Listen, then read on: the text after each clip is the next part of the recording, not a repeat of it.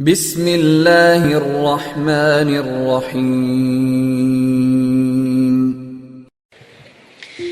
Bismillahirrahmanirrahim. Assalamualaikum warahmatullahi wabarakatuh.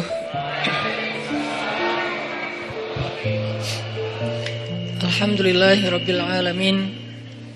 Alhamdulillahilladzi arsala rasulahu bil huda wa dinil haq liyuzhirahu 'alad dini kullih wa kafa billahi syahida. Asyhadu an la ilaha illallah wahdahu la syarikalah wa asyhadu anna Muhammadan abduhu wa rasuluhu la nabiyya ba'dah. Allahumma salli wa sallim wa barik ala sayyidina Muhammad wa ala alihi wa sahbihi ajma'in. Rabbi syrah li sadri wa yassir li amri wahlul 'uqdatan min lisani yafqahu qawli.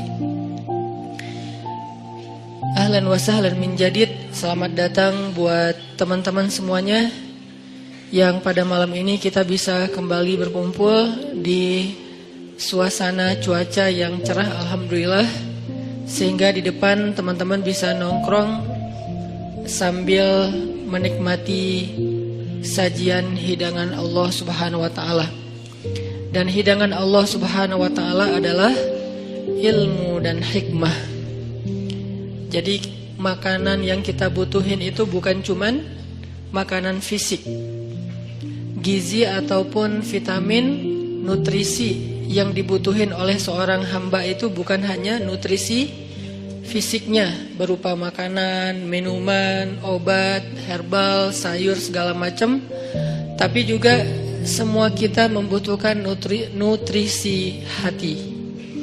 Lebih jelasnya lagi nutrisi iman.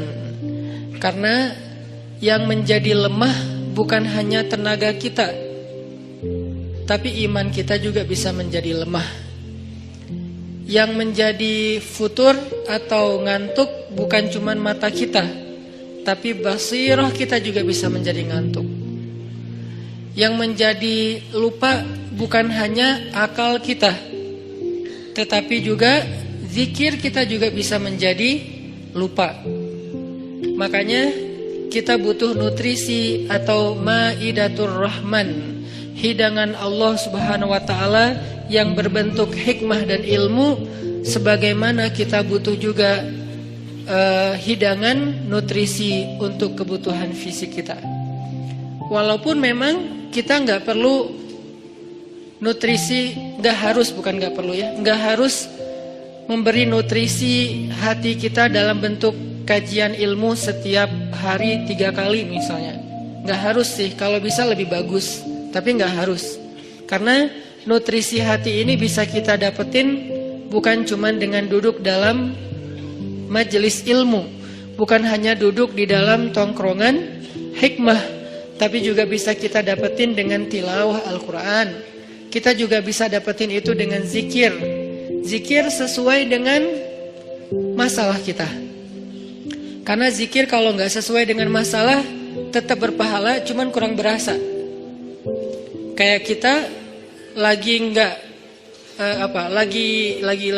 haus, tapi minumnya bukan air putih, minumnya misalnya kayak kopi gitu ya. Kalau teh tawar masih mending lah. Haus tapi minumnya kopi, atau minumnya minuman yang berwarna. Jadi kayak belum memenuhi dahaga haus kita. Padahal kita lagi haus. Kalau kita lagi kayak agak pusing, oke, minum kopi. Gak semua juga sih ya. Itu mas saya. Kalau pusing ngopi misalnya. Kalau haus minum air putih. Kalau misalnya kayak lagi manja minum susu gitu. Kenapa Ustadz? Ya mungkin lagi kayak males aja yang berat-berat gitu kan. Atau lebih manja lagi jus gitu kan ya. Gak manja sih, itu sehat. Ya lah pokoknya. Yang jelas itu kan sesuai dengan kebutuhan kita. Gitu juga dengan zikir. Zikir itu nama Allah yang dipakai itu harusnya sesuai dengan masalah kita. Walillahil asma'il husna. Allah tuh kan punya nama-nama yang bagus, yang mulia, yang baik, yang keren gitu. Walaupun tidak terbatas Ya 99, tapi yang dikenal oleh kita 99. Maka fad'uhu biha, maka berdoalah kepada Allah, panggillah Allah. Ud'u itu panggil. Ud'u ila sabili rabbika, atau dakwah itu panggilan, memanggil. Berarti fad'uhu biha, panggillah Allah dengan nama itu. Jadi enggak harus selalu kita manggil Allah, ya Allah, boleh. Tapi ditambah juga, misalnya ya Jabbar. Panggilan buat siapa?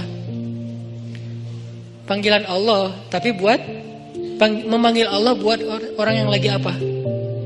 Yang lagi sakit hati. Pernah manggil ya Jabbar pas lagi sakit hati? Makanya sering sakit hati. Jabbar itu panggilan untuk orang yang lagi sakit hati, habis dikecewain. Dikecewain oleh apa? Banyak lah, tergantung circle kehidupan kita ya. Ada yang circle-nya lebih ke main, berarti disakitin sama gengnya. Ada yang circle-nya lebih ke romantis-romantisan, disakitin oleh mantannya. Ada yang circle hidupnya seputar masalah kerja, disakitin oleh vendornya, oleh partnernya, oleh teman bisnisnya. Soal circle family life kita, disakiti oleh keluarga, anak, orang tua, pasangan, dan seterusnya, gitu kan? Yang jelas, ketika kita merasa disakitin, ketika kita merasa kayak dikecewain, panggillah Allah. Sebelum kita memanggil netizen. Kan kita suka manggil netizen dulu ya. Posting, update status, story. Terus storynya tuh curhatnya minta respon lah gitu. Dengan kasih polling lah. Dengan request lah gitu kan. Baiknya gua putusin atau enggak ya, request gitu. Semuanya putusin, terus dia bingung. Gimana ya. Nah, sebelum kita istisyarah kepada netizen, karena netizen itu istisyarah, bukan istifta, bukan istikharah. Yang paling tinggi itu kan derajatnya dari 3 level. Meminta pendapat, nomor 1 tuh istikharah, minta pendapat Allah. Kedua, istifta, minta pendapat ulama, orang yang berilmu. Ketiga, istisyarah, minta pendapat orang yang lebih bijak dan berpengalaman, termasuk kepada teman kita atau followers kita atau geng kita. Itu istisyarah. Sebelum kita istisyarah netizen, ya ayyuhal netizen, sebelum kita pakai kalimat itu, atau ya ustaz, bahkan sebelum ustaz, ya kiai, ya syekh, maka ya Allah. Panggil Allah Subhanahu wa ta'ala. Manggilnya gimana Ustadz? Salah satunya selain kata Allah pastinya, karena itu kalimat yang paling mulia, kita juga bisa manggil tematik. Ya Jabbar. Ya Jabbar itu bisa 2. Sebetulnya 3 maknanya Jabbar, tapi yang lebih common tuh 2. 1, dipanggil untuk masalah-masalah yang sifatnya apa ya? Bukan hanya besar, tapi kayak kekuatan. Misalnya kita ngedoain musuh-musuh Islam. Allahumma alaika bi'a'daika a'da'iddin. Allahumma alaika bil kuffar. Allahumma alaika biz zalimin. Ya Allah, kami serahkan kepadamu orang-orang zalim itu, gitu kan? Orang-orang zalim. Baru kita mengatakan, ya Jabbar. Pasangannya biasanya, ya Qahar. Ya Jabbar, ya Qahar. Arti Jabbar dalam konteks itu yang perkasa, yang memaksa. Ya Qahar, yang menaklukkan. Sehingga dipakailah kalimat Jabbar, Qahar, Aziz, kan kata-kata yang nama-nama yang apa? Yang perkasa gitu, untuk doa-doa yang sifatnya biasanya dipakainya dalam kondisi terzolimi. Ini doa-doa orang yang terzolimi. Kayaknya nggak perlu dihafal juga sih. Bukan nggak perlu dihafal, nggak perlu dipakai. Kenapa? Berharap kita tidak mendoakan orang yang zolim, kecuali yang dizolimi dalam urusan agama. Kalau dizolimi urusan pribadi sih, mending jangan mendoakan orang yang menzalimi. Kenapa? Rugi. Mending doain diri sendiri. Ketika kita punya kesempatan doa kita diijabah, jangan kasih doa itu untuk orang lain, rugi. Walaupun bentuknya mendoakan atas keburukan, tetap rugi. Mending kita pakai buat doain diri kita sendiri. Ya Allah, saya lagi dizalimin, mudah-mudahan. Nah gitu kan, berarti kan kita dapat kebaikan. Ya Jabbar, itu panggilan orang yang sedang sakit hati. Jadi satu artinya untuk orang yang lagi dizalimi, satu lagi untuk orang yang lagi hatinya kayak sedih, kayak disakitin. Gak sebesar zolim sih, cuman ya lumayan lah, bikin gak bisa tidur, bikin tumbuh jerawat gara-gara itu, gitu kan ya. Karena stres, terus bikin nambah uban, walaupun ada yang uban itu karena bijaksana. Ditutup. Jadi intinya adalah panggil Allah kalau kita lagi sakit hati dan dikecewain. Ya Allah, ya Jabbar. Salah satu doa minta disembuhkan kecewa dan sakit hati di dalam sholat adalah Rabbighfirli warhamni wajburni. Kalimat wajburni. Selama ini kita baca enggak? Kan? Tahu artinya? Hampir. Apa arti wajburni? Bukan paksa aku dong Allah, enggak. Padahal arti Jabbar juga yang memaksa kepada kehendaknya. Tapi kalimat wajburni, makna Jabbar di sini makna yang ketiga di antara tiga makna Jabbar, yaitu yang mengobati sakit hati. Jadi ketika kita berdoa, Rabbighfirli warhamni wajburni warfa'ni warzuqni wahdini wa'afini. Banyak banget ya. Luar biasa kita ya. Jadi kalau kita sholat aja tuh kita udah minta banyak hal ke Allah. Makanya pas berdiri, pas duduk itu jangan buru-buru. Rabbi, Allahu Akbar. Apaan? Malaikat juga bingung. Rabbi apa? Kamu dengar gak dia doa apa? Enggak. Oh kirain aku doang yang salah dengar, kata malaikatnya. Jadi kita kayak gak jelas gitu minta ke Allah. Rabbi udah gitu sujud. Karena terlalu buru-buru, nggak ada tumakninah, nggak ada tenang, nggak ada berhenti sebentar. Makanya Rabbighfirli warhamni wajburni. Bagian wajburni kalau bisa kayak gimana gitu, kayak agak menghayati dan kayak perasaannya dalam banget gitu. Wajburni. Tapi nggak gitu juga sih dalam sholat, bahaya, bid'ah, syubhat menyambar-nyambar. Intinya teman-teman, wajburni itu artinya kalau kita terjemahin, sembuhkanlah sakit hati saya. Atau bahasa lain juga bisa diterjemahin, hiburlah aku ya Allah, aku lagi sedih nih. Kalau kita ke teman gitu ya, hibur aku dong, gue lagi sedih nih. Ya udah yuk kita main, ya udah yuk kita jalan, ya udah kita nonton, ya udah kita ngopi, ya udah kita makan, ya udah apalah terserah. Yang jelas kita ngadu ke dia, minta dihibur pas kita lagi sedih. Nah cara ngadu ke Allah pas kita lagi sedih supaya dihibur oleh Allah, wajburni ya Jabbar. Itu bisa dibaca di dalam sholat, bisa juga dibaca di luar sholat. Gak apa-apa, dalam sholat baca, di luar sholat juga baca. Bahkan di luar sholat kita bisa ulang-ulang, wajburni ya Jabbar, wajburni ya Jabbar. Ya Allah, hibur aku ya Allah, hibur aku ya Allah, aku lagi sedih berat nih. Udah seminggu aku gak buka Instagram ya Allah. Curhat. Kenapa? Komen. Head speech ya Allah. Ya Allah, aku udah seminggu gak lihat grup. Ya Allah, aku udah seminggu gak buka handphone. Lebih parah lagi kan? Berarti bermasalah di akun sosial media, bermasalah di grup, bermasalah di nomor kontak, bermasalah di SMS, semua bermasalah. Ya Allah, udah seminggu aku gak buka handphone. Hibur aku lagi sedih banget gitu. Nah, minta ya Jabbar, wajburni ya Jabbar, wajburni ya Jabbar. Ntar Allah akan hibur kita. Hiburan Allah lebih baik daripada hiburan yang diberikan oleh makhluk. Hiburan makhluk itu kadang-kadang modal. Kalau nggak modal di awal, modal di akhir. Modal di awal, dia ngajak nonton, kita yang bayar. Dia ngajak ngopi, kita yang bayar. Kalau modal di akhir, dia bayar, tapi nanti dia pamrih. Dulu kan pas lo lagi sedih, gue traktirin makan. Sekarang gue lagi sedih nih, sama aja kan ngemodal ya. Kalau Allah yang ngehibur kita, itu nggak ada pamrihnya. Nggak ada modal di awal, nggak ada modal di akhir. Terus kenapa kita cepat dan begitu spontan minta hiburan dari makhluk, begitu spontan minta curhat kepada makhluk, begitu spontan manggil nama makhluk, tapi kurang spontan memanggil nama ya Jabbar, nama Allah Subhanahu Wa Taala. Ini kalau ngomongin kecewa, Salah satu di antara asmaullahil husna, nama-nama Allah yang mulia itu adalah Ya Jabbar. Sehingga kekecewaan itu jadi jalan buat kita untuk lebih akrab sama Allah. Kan kita tuh kayak, mungkin saya aja yang ngerasa gini, tapi banyak juga sih yang curhat kayak gitu.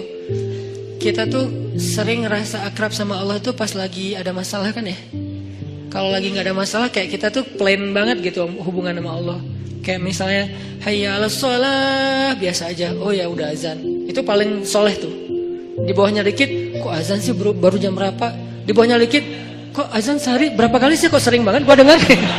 Padahal cuma 5 kali. Dia kayak berasa sering banget gitu dengan azan gitu kan ya. Paling soleh juga, oh udah azan gitu kan. Tapi kalau lagi ada masalah, kita tuh kayak apa? Kayak perasaannya tuh kayak ini banget. Sensitif banget dan akrab gitu sama Allah. Hayya 'alas shalah. Suara kakek-kakek juga berasa jadi suara vokalis jazz gitu. Si kakek-kakek kan agak-agak serak agak ala-ala rock gitu kan. Tapi kedengar ini suara azan merdu banget ya. Merdu apaan? Kakek-kakek yang biasanya enggak, gue dengernya kali ini dia merdu banget loh. Jangan-jangan dia lagi baper. Enggak, dia biasa aja. Kita yang lagi baper. Jadi apa yang kita dengar itu kayaknya tergantung perasaan kita. Pernah nggak dengar suara azan terus kayak sedih? Soalnya kasihan sama muazinnya gitu. Kok gitu ya azannya, kasihan ya? Kayaknya dia kayak nafasnya putus-putus gitu. Kalau tadi sih keren-keren sih. Yang tadi ikut challenge azan, hayya 'alas shalah, bagus lah. Tapi yang paling bagus emang azan itu habis diputusin. Itu tuh keren banget, baper tuh. Hayya 'alas shalah. Jadi dia kayak, kenapa sih lo giniin gua? Jadi tuh kayak lagi curhat banget gitu kan. Enggak, guyon. Intinya azan dengan hati, tilawah dengan hati. Kalau kita pakai hati dalam melantunkan ayat-ayat Allah, itulah sebaik-baik irama. Makanya kata Nabi, zayyinul Qur'an bi aswatikum, hiasilah Al-Qur'an dengan suara kalian. Tapi para sahabat nggak semuanya suaranya bagus. Terus gimana tuh? Sementara Nabi nyuruh menghiasi Al-Qur'an pakai suara. Kata para ulama, sebaik-baik hiasan dari suara kita itu adalah suara yang membaca Al-Qur'an dengan iman. Saya tuh qori, dari kecil tuh udah ikut musabakoh. Jadi udah kayak masalah olah vokal tuh kita dari kecil tuh udah sering, udah latihan serius sampai tingkat nasional, internasional. Jadi buat saya vokal itu kayak penting. Makanya kalau dengar orang misalnya kayak nyanyi kah atau dia tilawah kah, cukup satu vokal pendek aja udah ketahuan. Ini kayaknya nih kayak orang kayak blind audition ya. Kan yang blind audition tuh baru wah tuh keren gitu kan ya. Baru hahaha gitu, padahal belum kedengaran, tapi kok dia udah bisa nyimpulin, langsung dia pencet bahwa dia tuh ngelulusin gitu. Karena emang mungkin si jurinya ini udah punya ini banget, udah sensitif banget dengan suara. Nah, tapi saya sadar ternyata dalam membaca Al-Quran nomor 1 tuh bukan suara. Sekeren apapun suara orang, masih kalah dengan yang nomor 1-nya apa? Iman. Ada orang baca Qurannya sederhana, Alhamdulillahirabbil alamin, Ar-Rahmanirrahim. Itu tuh keren banget suaranya. Dibandingkan Alhamdulillahirabbil alamin. Kalau pamer gak berasa di hati yang dengar juga. Dan yang membaca juga, kok suara saya gak enak banget ya. Walaupun kita tetap butuh kayak media, sound, mic. Kalau saya kan, buat saya sound mic itu kayak fardu ain ya, usul, termasuk hal yang penting gitu kan. Sehingga kalau saya mau ini, pasti mic dulu yang dicek. Bukan apa-apa, bukan mau gaya-gayaan kayak tadi misalnya. Tiba-tiba mic monitor nyala karena belum di setel. Kalau mau dinyalain, setel dulu. Padahal sebelumnya kan mic luar, mic dalam nih yang dinyalain. Kalau mic dalam dari tempat imam, kedengarannya tuh kayak suara dari langit gitu. Kalau monitor kayak suara dari mulut saya gitu. Jadi berasa dengar suara sendiri kan agak enak deh. Nah, makanya awalnya pas saya istau sufufakum, itu istau sufufakum sebetulnya ada 2 fungsi. 1 lagi nyuruh ngerapiin soft, 2 lagi cek sound. Soft diluruskan dan dirapatkan. Kalau lama kayak Muzamil tadi, berarti pro banget tuh cek soundnya. kita sholatnya adalah sholat yang terakhir, rapatkan sound dan segala macam. Berarti Muzammil pro banget ngelihat sound ini kayaknya gimana ya? Ini soundnya ada yang kayaknya di sana tuh ada yang ngadat deh, cie. Gaya banget ya. Artinya buat saya itu bukan gaya-gayaan teman-teman. Buat saya itu penting, kita nggak tahu ya yang sholat di antara kita ini mungkin ada yang pertama datang buat sholat, pengen dia berkesan, sekali-kalinya datang langsung berkesan sehingga jatuh hati dengan masjid, jatuh hati dengan sholat. Karena sholat itu buat saya konser paling kolosal di muka bumi. Kenapa kolosal? Karena yang mengikuti, yang nonton sholat bukan cuma manusia, tapi malaikat, terutama salat subuh. Inna Qur'anal fajri kana mashhuda. Sesungguhnya performance imam di waktu subuh ketika sholat, itu terjemahan panjangnya ya, bahasa anak mudanya. Tolong dimengerti. Bahasa anak mudanya. Sesungguhnya performance imam di waktu subuh saat dia sholat, bahasa gampangnya, sesungguhnya bacaan imam di waktu subuh ketika sholat, mashhuda, ditonton. Kalau bahasa terjemahan kakunya, disaksikan. Sama nggak tuh? Sama kan? Disaksikan, saksikanlah. Itu kan bahasa TV yang dulu, baheula ya. Kalau sekarang, nonton gitu kan ya. Jadi kayak ditonton. Siapa yang nonton? Bacaan imam, performance-nya imam ketika subuh, Allah, malaikat. Coba, DWP sama Tomorrowland yang nonton siapa? Ya kita di YouTube. Enggak. Yang nonton adalah penonton manusia, orang-orang yang belum dapat hidayah. Begitu si DJ-nya masuk, jreng, disuruh left, disuruh right gitu kan ya. Left, right kan gitu kan. Salat kan gitu, Allahu Akbar.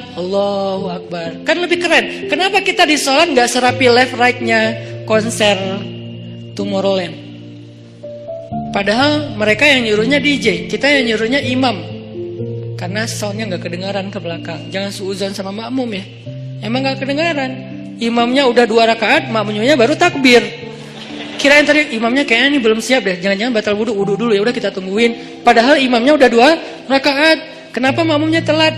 Soundnya tuh nggak sampai ke belakang. Kita irit di bab sound, tapi boros banget di bab kubah masjid, menara masjid, warna masjid. Kadang-kadang cat masjid itu baru beberapa bulan, ini kayak mirip apa ya, kayak nggak sreg gitu ya. Udah ganti deh cat masjid yang doff yang bagus, diganti hanya gara-gara seleranya berubah. Tapi mic-nya cuman puluhan juta, kubahnya hampir 1 miliar. Orang lain untuk sound itu 1 miliar. Kenapa kok mic lebih penting daripada yang lainnya?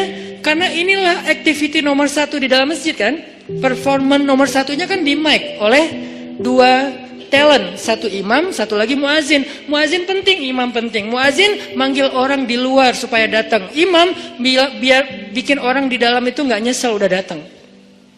Muazinnya keren, imamnya nggak keren, kan kayak nyesel gitu ya. Kirain tadi azan sholatnya seru, gitu kan? Kenapa nggak seru? Soalnya bacaannya salah-salah, suaranya kayak putus-putus gitu, kayak keselak lagi, imamnya kasihan gitu kan. Kita di belakang, aduh udah lah pak, kasihan pak, udah aja ruku dah, gitu kan ya. Kayak nggak tega gitu sama imamnya. Tapi muazinnya bagus, makanya dua-duanya penting. Talent 1 muazin, talent 2-nya imam. Hayya 'alas shalah.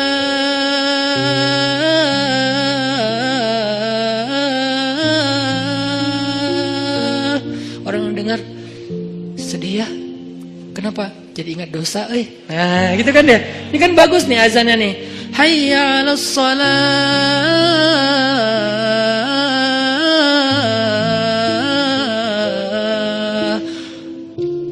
Surga tuh kayaknya indah juga ya dengar suara mah. Baru dengar suara, panggilan belum. Salamun salam. Ya ayyuhal mu'minun, ya ibadallah, panggilan malaikat. Kan suara malaikat pastinya keren ya. Gak ada yang fales dong malaikat. Masa malaikat fales? Udahlah gua aja yang manggil. Kenapa? Lo suaranya fales kata malaikat. Kan gak mungkin kan? Panggilan yauma yunadil munadi mim makanin qarib. Hari ketika malaikat memanggil manusia dari tempat yang dekat. Tahukah kita apa tempat yang dekat? Tempat yang dekat itu adalah Masjid Al-Aqsa. Hari ketika malaikat berdiri di titik Masjid Al-Aqsa sekarang memanggil seantero padang mahsyar, halummu ilayya, kumpul kalian semuanya di sini, kata malaikat. Jadi azan yang keren itu azan yang mengingatkan orang kepada dosa, azan yang mengingatkan orang kepada akhirat, dan itu nggak bisa kalau nggak pakai hati. Nggak perlu ngeluarin 100% vokal, cukup 60%-nya aja. 30% dibantu sama sound, 10%-nya dipakai, 40%-nya dipakai dengan perasaan. Makanya saya senang banget kayak apa dulu masa masih punya halakoh kecil sama teman-teman, termasuk ada Muzammil, anak-anak ITB, kita kan kayak belajar apa dulu? Muzammil mana Muzammil? Oh ada belajar makomat sama dulu sebelum ada pemuda hijrah, makomat sama belajar azan. Kita kayak apa ya, kayak mengcover. Jadi bukan cuma lagu yang di cover, kita mengcover azan. Cover azan Masjidil Haram Dagriri. Dagriri itu azannya tuh menurut saya azan of the year. 2018 azan terbaik itu nanti cari di YouTube, azannya Hamdi Ad-Dagriri kalau nggak salah namanya. Nanti azannya Al-Aqsa. Azan Al-Aqsa itu kayak lagi curhat. Al-Aqsa itu udah dirampas, kami itu teraniaya, kemana kalian wahai kaum muslimin, gitu. Seolah-olah tuh kayak manggil kita gitu. Dari irama-irama yang dipilih kan. Nah ini semuanya dengan hati. Makanya pakai hati aja udah terbaik. Balik lagi ke tema yang tadi adalah panggil Allah dengan lembut. Nidaan khafiyya. Zikru rahmati rabbika abdahu Zakaria idh nada rabbahu nidaan khafiyya. Ketika dia nada rabbah. Apa arti nada rabbah? Nada itu bahasa Arab, terus jadi bahasa Indonesia nada, tapi beda arti. Nada artinya memanggil. Nada dering, panggilan. Dering panggilan itu bahasa Arab. Iznada rabbahu nidaan khafiyya. Nada yunadi nidaan. Nida panggilan. Jadi kalau ada yang namanya nida itu adalah panggilan. Makanya kalau dia panggil, panggilan kamu siapa? Panggilan aku nida gitu. Itu panggilan, iya nida, iya panggilan ya. Ame gitu. Kalau ngerti bahasa Arab, kalau ngerti ya sama aja sih. Nah, yunadi nada rabbahu nidaan khafiyya, memanggil dengan khafi. Khafi itu kayak lirih. Ya Allah, gitu pelan-pelan. Terus khusyuk manggilnya, berperasaan manggilnya, bukan ya Allah. Itu mah kaget kali ya, bukan manggil Allah karena dia lagi curhat. Kalau mau curhat, ya Allah. Coba jadikan ya Allah ini kata favorit kita deh. Dan jangan tunggu bermasalah baru lembut suaranya. Kalau lagi senang kayak ya Allah. Enggak gitu sih. Kita lagi senang itu juga butuh Allah, teman-teman, yang kayak pekan yang lalu kan. Kita butuh Allah itu bukan pas lagi susah doang. Sarra dan dharra. Iza asabathum sarra wa iza asabahum dharra, sama-sama butuh Allah. Butuh Allah ketika susah, jelas kita paham. Butuh Allah ketika senang artinya apa? Supaya kesenangan yang Allah kasih itu jadi barokah, mubarak, jadi bertambah manfaat, jadi bertambah kebaikan, enggak jadi sia-sia. Nah, kalau nikmat yang Allah kasih, kesenangan yang Allah kasih malah jadi bikin kita sia-sia, itu malah jadi musibah. Sehingga kita butuh Allah supaya dituntun, ya Allah saya punya rezeki ini diapain ya? Supaya bermanfaat nih. Kemana saya harus memberikan rezeki ini? Ke keluarga, ke diri saya sendiri untuk kebutuhan, siapa lagi? Allah tuntun. Supaya kalau Allah tuntun, ketika kita mengalokasikan harta, rezeki, nikmat yang kita dapatkan, itu semuanya untuk kebaikan. Fa ammal yatima fala taqhar wa ammas sa'ila fala tanhar wa amma bi ni'mati rabbika fahaddits. Kalau enggak, alhaakumut takatsur. Celaka gara-gara takasur, justru banyak nikmat yang Allah berikan. Jadi teman-teman, poin pertama bab kecewa. Kalau kita kecewa, saya yakin semuanya pernah kecewa dan mungkin masih akan kecewa atau bahkan lagi kecewa sekarang. Kelihatan dari muka-mukanya. Kecewa sama saya. Kenapa ceramahnya lama sekali? Jadi kalau lagi kecewa, apa poinnya tadi? Panggillah Allah. Ya Allah, ya Jabbar, wajburni, hibur saya ya Allah. Hibur saya, hibur hati saya ya Allah. Gimana cara Allah menghibur hati kita? Allah menghibur hati kita itu dengan diberikan wajilat qulubuhum. Allah menghibur hati kita dengan dijadikan liyazdadu imanan ma'a imanihim. Allah menghibur hati kita dengan dijadikan apa? Tuma'ninatul qalb. Ala bi dzikrillah tatma'innul qulub. Banyak cara Allah menghibur hati. Apakah Nabi pernah sedih atau kecewa? Kecewa pernah, sedih pernah di Al-Quran. Direkam. Terus cara Allah menghibur hati Nabi yang lagi sedih atau kecewa gimana? Ya ayyuhal muzammil qumil laila illa qalila nisfahu awil qus minhu qalila أو زد عليه ورتل القرآن ترتيلا إن ناشئة الليل هي أشد وطئا وأقوم قيلا. Allah panggil Nabi ketika lagi sedih dan tidur. Ya ayyuhal muzammil. Ini dua kondisi Nabi lagi tidur dan dipanggil Allah. Satu, ya ayyuhal muddathir. Satu lagi, ya ayyuhal muzammil. Tidur kenapa Nabi? Bukan tidur, tertidur. Gara-gara capek seharian berdakwah dan capek seharian dibully. Dibully di mana-mana, pergi ke pasar, dibully di pasar, pergi ke tempat pertemuan, dibully di tempat pertemuan, pergi di sepanjang jalan, dibully di sepanjang jalan, pergi ke rumah keluarga besarnya, ke tetangganya, ke pamannya, ke sepupunya, dibully oleh tetangga dan keluarga besarnya. Kemanapun beliau pergi, beliau dibully, dihead, dihina, dicela seharian dari pagi. Satu kota Mekah ngebully beliau. Ada yang mengatakan beliau itu penyihir, ada yang mengatakan beliau itu pembohong, ada yang mengatakan beliau itu tercela. Muzammam, nama aslinya Muhammad, artinya terpuji, tapi diplesetin jadi Muzammam, artinya tercela. Atau orang salib dulu, pas perang salib menamakannya dengan istilah Muhammad. Apa Muhammad? Salah satu nama setan. Jadi dipanggil Muhammad, dipanggil Muzammam, dipanggil sahir, dipanggil majnun, orang gila, dan banyak lagi yang nggak direkam secara diksi oleh Al-Quran, karena emang Al-Quran ini memilih banget diksinya. Tapi secara simbolik Al-Quran nunjukin bahwa inilah celaan-celaan yang diterima Nabi berhari-hari dari pagi sampai malam. Pulang malam-malam ngomong ke Khadijah, Khadijah zammiluni, zammiluni, Khadijah selimuti aku, selimuti aku. Khadijah pengertian, diselimuti Rasulullah, diusap-usap kepala Rasulullah. Tenang Rasulullah, tenang ya Rasulullah, la tahzan ya Rasulullah, Allah gak akan ninggalin kamu, Allah tuh sayang sama kamu ya Khadijah. Tapi di tubuh Rasulullah tuh banyak lemparan, bekas lemparan, dibersihin sama Khadijah. Setelah Khadijah wafat, nanti yang menggantikannya Fatimah yang bersihin bekas-bekas lemparan orang. Ada yang lemparin kotoran, ada yang lemparin barang benda-benda keras sehingga melukai Nabi, dibersihin sama Khadijah. Udah capek, Nabi tertidur. Udah beres urusan, dihibur oleh Khadijah. Begitu sampai waktu yang hening, Khadijah udah tertidur, penduduk seluruh bumi udah tertidur. Allah memanggil kekasihnya, ya ayyuhal muzammil, wahai orang yang berselimut.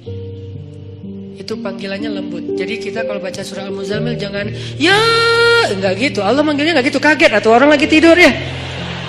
Nah, ayatnya aja lagi berselimut, manggilnya teriak-teriak. Jangan, itu namanya prank. Itu bukan tilawah, itu ngeprank. Makanya jangan tilawah sambil ngeprank. Ya ayyuhal muzammil, wahai orang yang berselimut, kumil laila illa qalila. Di situ kelihatan Allah tuh pengertian banget. Kumil lail illa qalila. Bentar aja, enggak usah lama-lama. Kenapa? Karena begitu Nabi berdiri sholat, disitulah Allah akan menghibur hati Nabi. Kalau kita belum bisa terhibur dengan sholat tahajud atau minimal dengan sholat 5 waktu, berarti hati kita berpenyakit, fi qulubihim marad, dan itu harus kita obatin. Obatnya apa? Obatnya istighfar. Kalau orang banyak dosa, belum bertaubat, belum beristighfar kepada Allah, dia susah minta dihibur oleh Allah. Dan terus nanti dia kayak nuduh Allah gak menghibur dia, padahal Allah udah sering menghibur dia, cuman gak berasa di hatinya. Karena hiburan Allah itu hanya bisa dirasakan oleh orang-orang yang hatinya bersih. Dan cara membersihkan hati itu tazkiyatul nufus atau tazkiyatul qulub, tathhirul qulub adalah dengan salah satunya istighfar. Perbanyak istighfar supaya begitu nanti kita ada masalah, kalau kita nanti lagi disakitin, kalau kita lagi kecewa dan sedih, kita bilang wajiburni ya Jabbar, wajiburni ya Jabbar. Allah hibur kerasa, kita lagi dihibur oleh Allah. Kan enak ya kalau apa yang Allah perlakukan kepada kita tuh kita kayak ngerasa, itu enak tuh.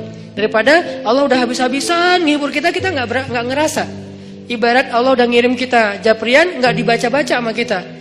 Terus nanti kita tuduh, lu kok nggak empati banget sih sama gue lagi sedih-sedihnya, gue curhat nggak dibalas-balas. Udah dibalas, nggak ada, lu aja nggak baca. Oh ya ada, banyak ternyata. Artinya nggak dibuka sama kita kan? Kenapa nggak dibuka? Mungkin pulsa kita habis, mungkin handphone kita error, mungkin apa dan segala macam kemungkinan. Nah gitu juga dengan Allah. Wa idza sa'alaka 'ibadi anni fa inni qarib. Qarib itu kalau lebih dekatnya namanya akrab. Akrab.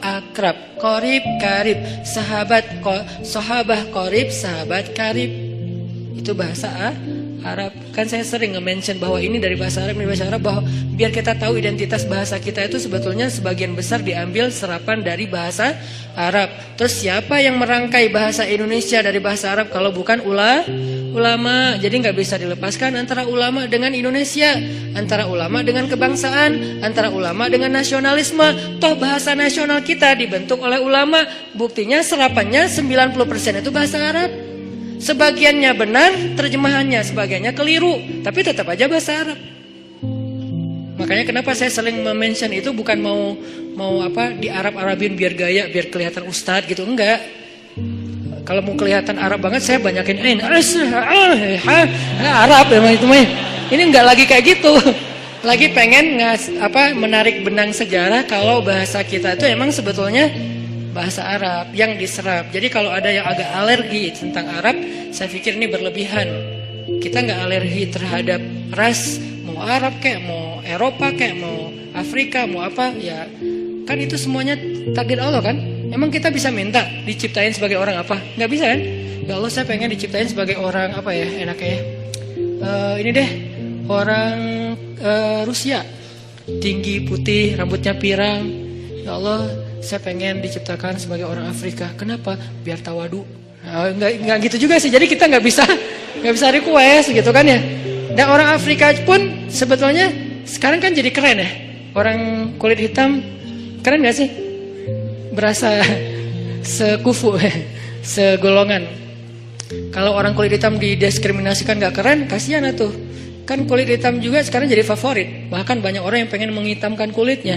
Ini artinya ya nggak bisa request mau jadi orang apa, sehingga kita nggak boleh benci golongan ataupun ras, karena dia diciptakan kayak gitu tuh bukan pengennya dia, itu namanya sunnatullah dan takdir, itulah ketentuan Allah. Kalau kita cela rasnya, berarti kita mencela pencipta ras itu, yaitu Allah Subhanahu Wa Taala.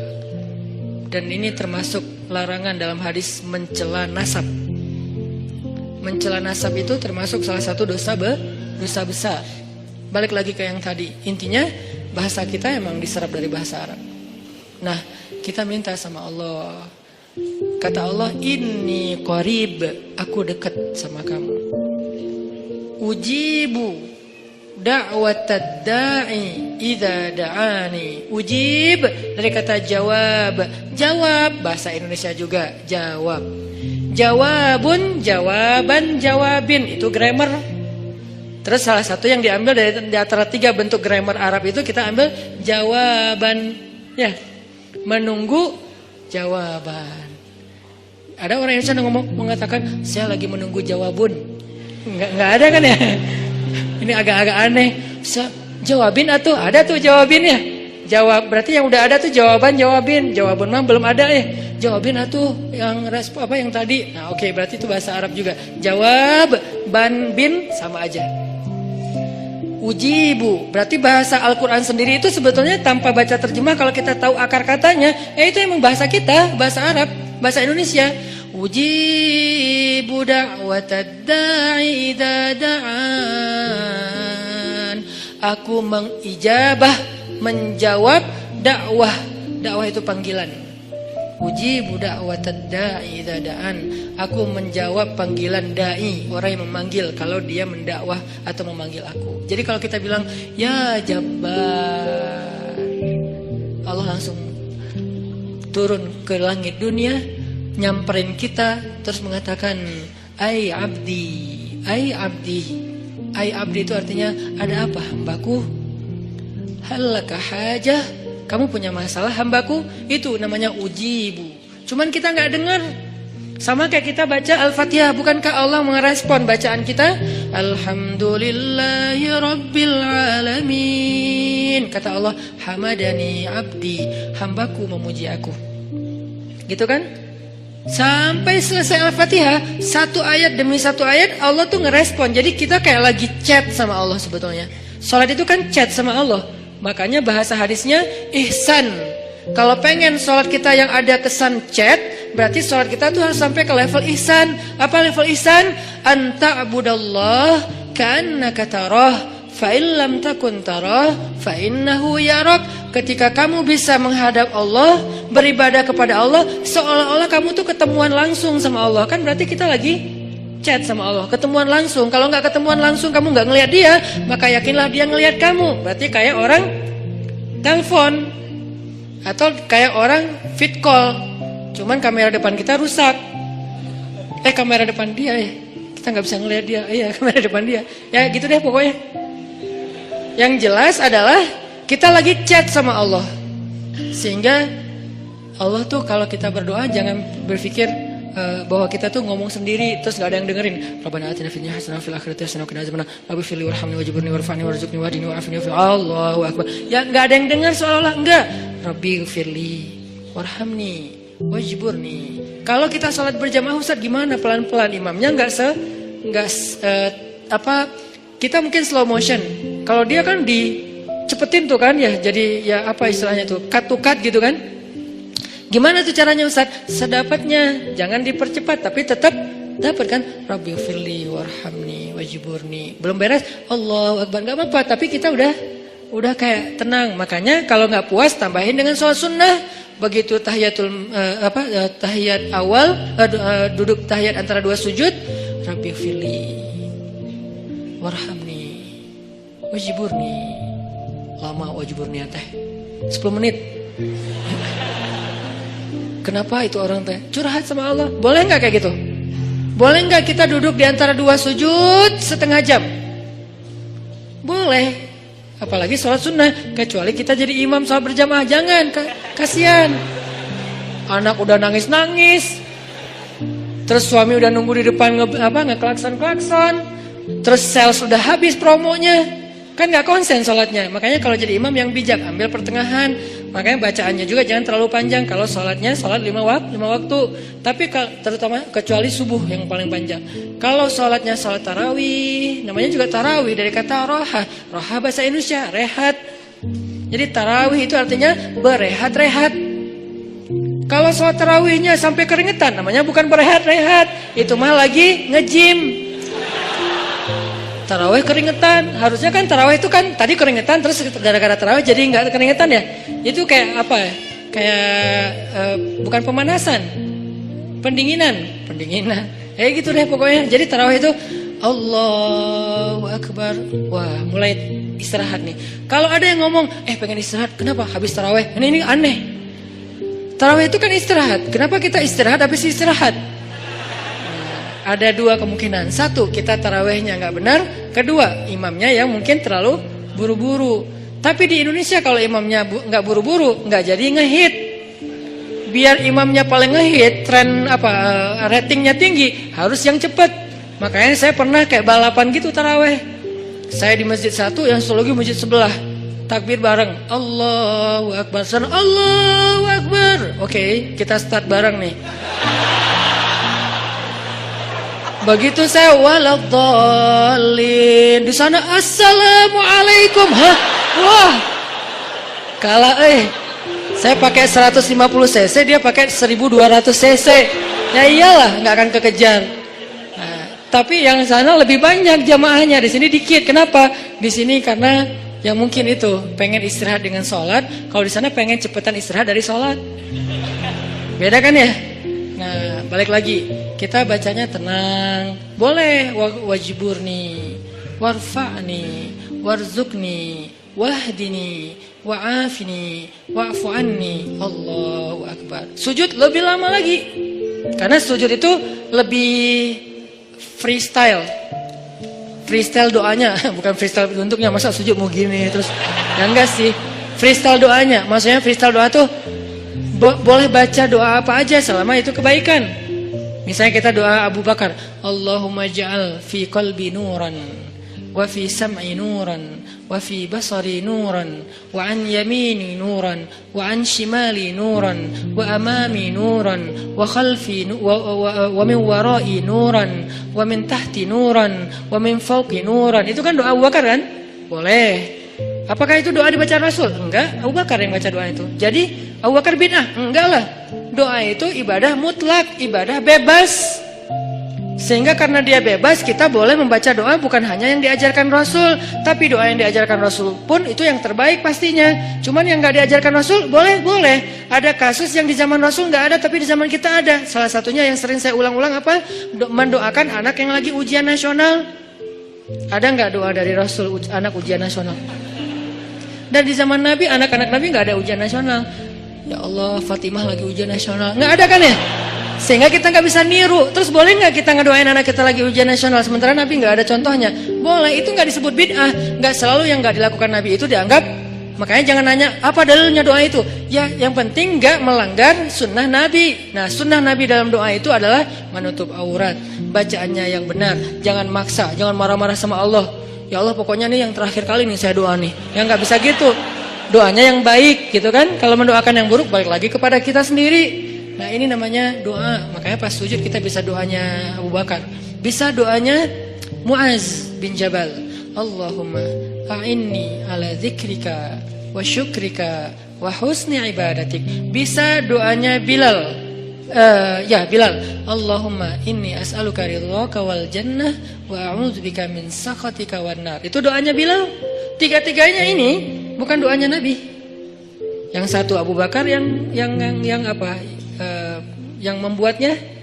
Yang kedua siapa tadi? Muaz. Yang ketiga adalah Bilal. Dan tiga-tiganya Nabi tahu dan Nabi membolehkan.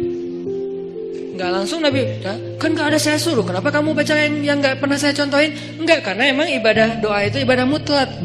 Sehingga kita bisa doa, ya Allah, saya sih lupa namanya, tapi saya udah nge-follow dia. Soalnya akunnya nama palsu, tapi saya tahu kok nama dia yang saya pernah hafal kok nama dia yang asli. Ya Allah, pengen kalau bisa saya pengen jadikan dia sebagai imam saya. Kalau nggak dia pun yang mirip-mirip gitu. Nah, di dalam sholat gimana caranya? Ya jangan di dalam sholat sih, susah ngomongnya. Kalau bahasa Indonesia kan nggak boleh dalam sholat kan. Kalau di dalam sholat tetap harus bahasa Arab. Kalau bisa jangan bahasa Arab yang dikarang-karang sendiri, malah salah. Allahumma ansur alaina, itu bahaya. Allahumma ansur itu artinya apa? Ya Allah, tolonglah. Tapi kalimat berikutnya ada unsurna wansur alaina, itu beda.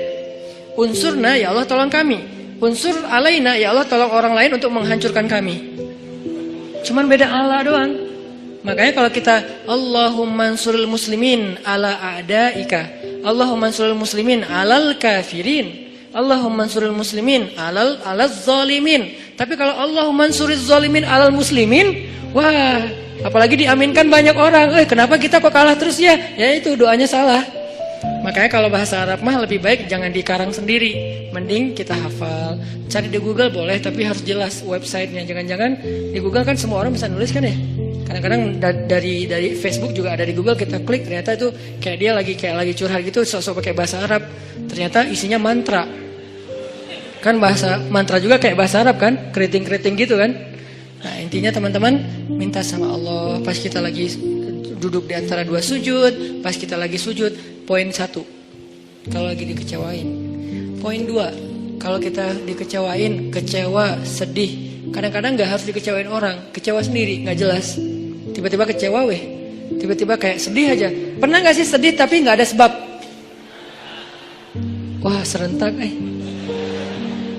Itu tuh gimana tuh? Tiba-tiba kayak hari ini, kok saya nggak tahu nggak kenapa? Hati kita itu diusik sama setan. Setan tuh emang senang musik hati. Dia tuh nggak musik fisik kita kecuali sesekali. Kayak misalnya ada guna-guna itu kan fisik kan. Tapi yang sering banget dailynya dia tuh musik hati. Yuwaswisu fi sudurin nas. Yuwaswis itu continuous present tense. Jadi continuous terus-terusan. Fi'lul mudhari kalau bahasa Arab. Yuwaswisu terus menerus fi sudurin nas, di dalam hati atau dada manusia. Jadi setiap hari itu dia kayak musik kita. Lo bete dong, sedih atuh, marah dong, apa gitu. Dia kayak nyuruh emosi kita untuk kayak gitu-gitu, sehingga kita ada hari nggak ada yang bikin masalah, tapi kita kayak sedih. Nah dalam keadaan kayak gitu ada trigger kecil aja meledakan.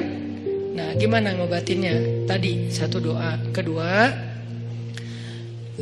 kalau kita lagi sedih kayak gitu, coba selain minta kepada Allah Subhanahu Wa Taala, belajar untuk membiasakan amal favorit kita itu, hobi kita itu hobi yang bentuknya ibadah.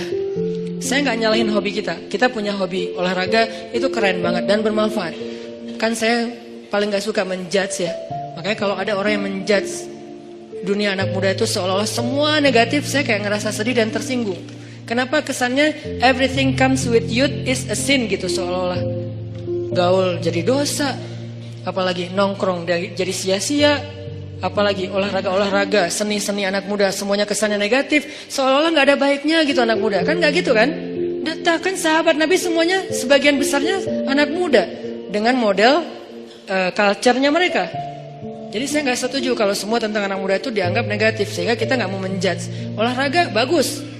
Dan gak ada istilah olahraga sunnah. Semua olahraga itu selama tidak melanggar syariat ya sunnah.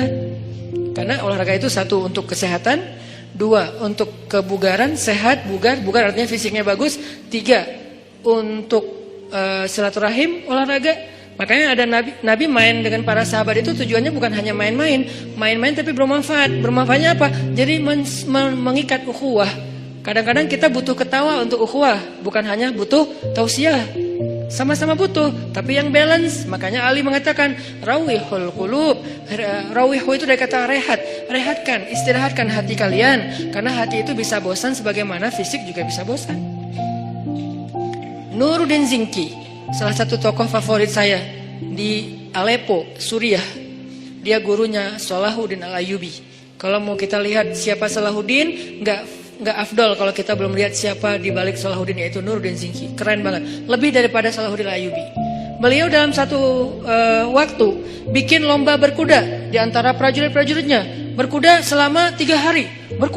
Berkudanya tuh lomba, seru-seruan. Terus mereka kayak freestyle gitu kudanya. Kalau kita kan ada riding, ada freestyler kan. Freestyle itu kan mungkin kayak anak mobil, mungkin kayak ngedrift gitu kan. Atau anak motor mungkin kayak ngejumping dan segala macam. Freestyle lah pokoknya. Nggak riding, nggak touring. Biasanya riding, touring, sekarang freestyle semua. Main-main, ketawa, ada yang jatuh diketawain. Ketika ada orang yang ahli ibadah, bukan ahli dakwah. Ini bedanya ahli ibadah sama ahli dakwah. Ada orang ahli ibadah mendengar berita ini, kalau Nuruddin lagi bikin acara freestyle kuda, ahli ibadah ini kemudian mengirim surat kepada Nuruddin Zinki. Isi suratnya apa? Nuruddin, ittaqullah. Kan orang kalau ngomong idealis tuh kesannya dia paling benar ya. Pakai ayat, pakai hadis, kesannya dia benar dan kita salah. Jadi kita jadi tiba-tiba kok saya jadi salah ya? Gitu. Ittaqullah, langsung menjudge. Takutlah kamu kepada Allah. Seolah-olah Nuruddin baru bikin dosa. Kalimat ittaqullah itu kan kalimat kepada orang yang baru bikin dosa. Ittaqullah, istaghfirillah, tub ala Allah. Jadi kayak kamu tuh dosa banget, takut sama Allah gitu kesannya. Nuruddin, ittaqullah, takutlah kamu kepada Allah. Yang kamu lakukan ini semuanya sia-sia. Waktu kita itu nanti akan dimintai pertanggungjawaban setiap detiknya, panjang. Keluarin ayat, keluarin hadis. Faman ya'mal mithqala dzarratin khairan yarah wa man ya'mal mithqala dzarratin syarran yarah wal asri innal insana lafi khusr. Semua ayat keluar, semua hadis keluar. Kesannya Nuruddin itu main-main dan sia-sia. Ini bedanya orang yang hanya tinggal di dalam masjid dengan orang yang turun ke dalam objek-objek dakwah dan jihad. Mereka akan lihat realitas yang berbeda banget di dalam masjid. Di dalam masjid mah semua orang baik, soleh. Nggak diuji kita di dalam masjid, sedikit kalaupun ada. Tapi begitu di luar, akhirnya Nuruddin Zingki membalas. Balasannya apa? Akhi fillah, saudaraku karena Allah. Sebetulnya saya tidak ingin menyampaikan ini, tapi karena engkau sudah menuduh saya dengan tuduhan-tuduhan yang tidak benar, saya perlu tabayyun, kata Nuruddin. Kami itu udah berjihad berbulan-bulan, melintasi gunung-gunung yang tinggi, melintasi padang pasir, musim panas, musim dingin, menghadapi musuh-musuh yang berkali-kali lipat lebih banyak dari kami. Kami dan kuda-kuda kami sudah melihat darah tuh terus-terusan, setiap hari ngelihat darah, setiap hari ngelihat potongan tubuh manusia. Lelah, tidak tidur berhari-hari, kehausan, tidak minum kecuali beberapa tetes air saja dalam sehari. Kami itu sudah berjihad berbulan-bulan, kata Nuruddin. Sehingga saya melihat pasukan saya mulai stres.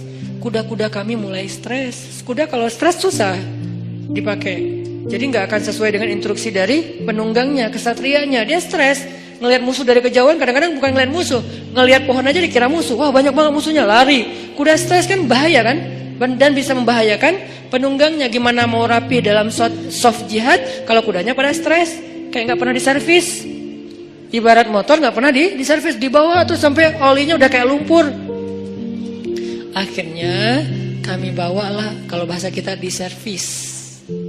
Diservis itu apa? Dengan cara kalau diservis motor kita bawa ke bengkel servis nih, ganti oli, apa segala macam dibersihin, kayak gitu-gitu kan. Kalau servis kuda dibawa main.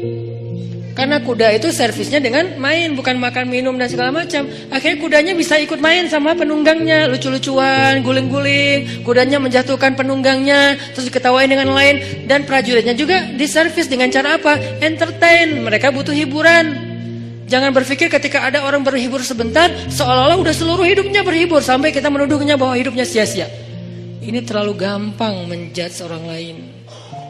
Bisa jadi itu bagian dari program dakwah. Itu jawaban Nuruddin. Jadi saya ingin supaya prajurit saya segar lagi, ukhuwah mereka kuat lagi, lebih soft, barisan mereka lebih bagus lagi, dan kuda-kuda mereka lebih sehat dan bugar lagi. Dibalas kepada ahli ibadah. Baru kemudian ahli ibadah, ya tapi kan gak harus gitu juga. Oh panjang, akhirnya gak beres. Yang namanya juga orang kalau udah dengki. Sama dengan Fudail bin Iyad dengan Ibnu Mubarak. Fudail bin Iyad ahli ibadah di dua Masjidil Haram. Masjid Nabawi dia ahli ibadah dan mengajar di Masjid Nabawi. Di Masjidil Haram juga dia ahli ibadah dan mengajar di Masjidil Haram. Tapi gak pernah keluar dari masjid.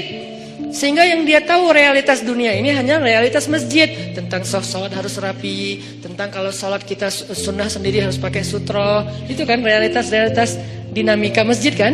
Tentang waktu azan itu jangan diburu-buru, antara azan dan iqomah itu dikasih jeda waktu. Kemudian masalah menutup aurat dalam pakaian sholat. Kemudian masalah kenceleng. Itulah realitas masjid. Sangat mungkin belum banyak. Ketika keluar dari masjid, realitasnya tuh beragam, nggak sesederhana masjid, rumit.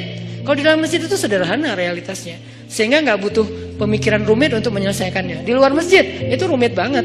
Baru aja di teras masjid udah rumit, masalah sendal ketuker. Kalau ketukernya dengan yang lebih bagus sih, bukan masalah, nggak akan ngomong, diam-diam aja. Ini masalah ketukernya dengan yang ya gimana gitu. Nah, akhirnya ini nih yang jadi realitas, apalagi keluar dari pintu masjid. Udah keluar pintu masjid, tangga masjid, keluar tangga masjid, parkiran masjid. Di parkiran udah realitas, baru datang udah lihat mobil atau motor udah kebaret.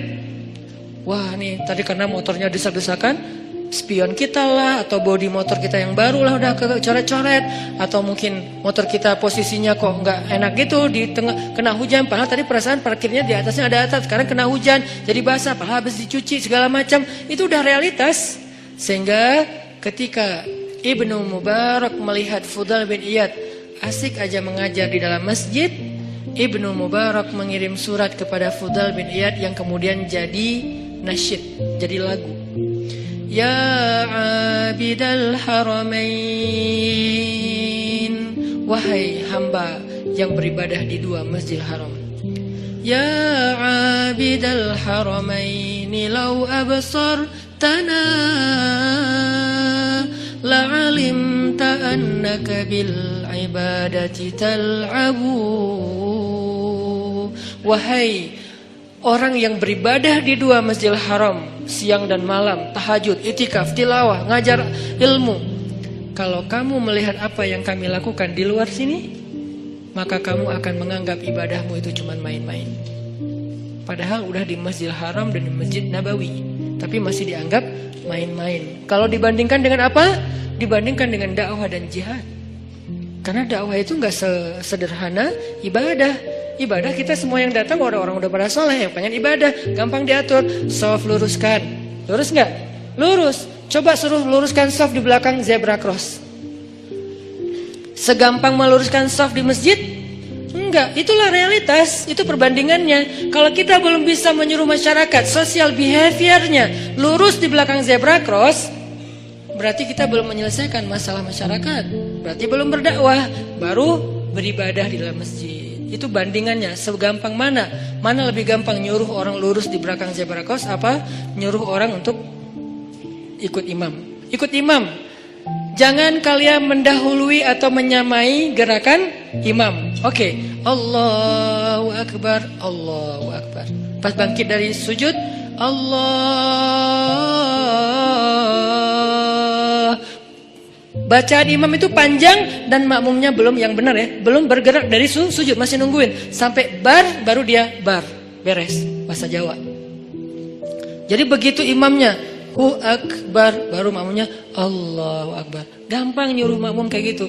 Coba jangan menyamai lampu kuning apalagi mendahului. Susah kan? Di traffic light kuning, merah, hijau. Jangan mendahului lampu kuning. Kalau merah mungkin agak gampang. Kuning aja. Di sana udah merah kan, ketahuan tuh ada kayak pantulan cahaya kan ya. Kalau di sana merah kan, di sini nggak langsung hijau kan? Di sini mah ada jeda beberapa detik lah. Di sana udah mulai kuning, wah, jalan kan ya. Di mana pelajaran shaf dan gerakan sholat yang kita katakan jangan menyamai dan mendahului imam. Makanya realitas di dalam masjid dengan di luar tuh beda. Sehingga kalau kita nggak pernah keluar dari masjid, kita terkesan idealis, tapi sebetulnya nggak tahu masalah. Begitu juga dunia anak muda. Buat saya selalu respect sama anak muda, karena saya ngerasa bahwa anak muda itu aset luar biasa. Dan di tangan teman-teman nih, anak-anak muda, nasib Indonesia 10 tahun yang akan datang. Jadi kalau anak muda ini hanya dijadikan objek terus menerus sebagai bahasa judgement, terus gimana nasib Indonesia? Padahal anak muda itulah yang mengukir banyak sejarah. Jarang sejarah diukir oleh orang tua kan? Rata-rata sejarah itu diukir oleh anak muda. Dalam Islam muncul nama komandan militer paling muda dalam sejarah Islam, namanya Usamah bin, bukan bin Laden, Usamah bin Zaid. Itu beda lagi kasusnya, saya gak mau mengkomentar. Yang jelas namanya Usamah. Jadi jangan takut dengan nama Usamah. Nama Usamah itu nama sahabat.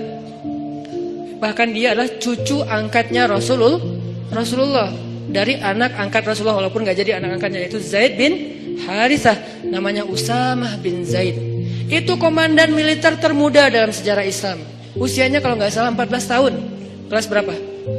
Kelas 2 SMP, memimpin pasukan militer. Bukan naik motor. Yang mau dibahas. Karena gak di-endorse. Jadi bukan naik motor, terus pakai baju SMA, terus kayak gitu-gitu, bukan. Saya nggak merujuk kepada sesuatu ya. Gitulah pokoknya. Ini memimpinnya naik motor sama naik kuda, lebih susah mana?